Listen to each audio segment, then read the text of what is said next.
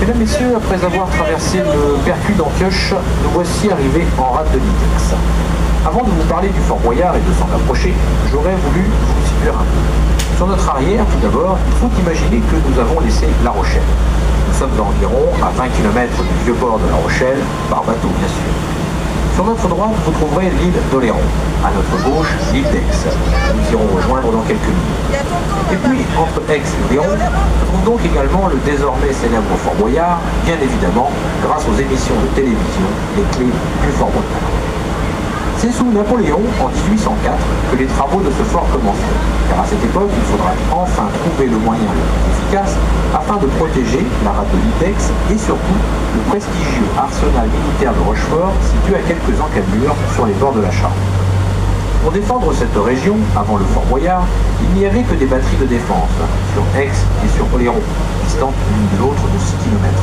Mais du fait de la très faible portée des canons, d'environ 1500 mètres à cette époque, la flotte anglaise pouvait se frayer un passage entre les tirs de ces canons et s'attaquer ainsi facilement à l'arsenal et à Litex.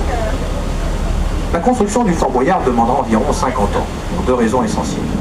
La première raison, c'est que les hommes ne pouvaient travailler que quelques instants seulement, à marée basse et pendant l'été, afin de poser au fond de la mer les blocs de pierre qui serviront à la construction du rocher artificiel sur lequel le Fort Boyard repose.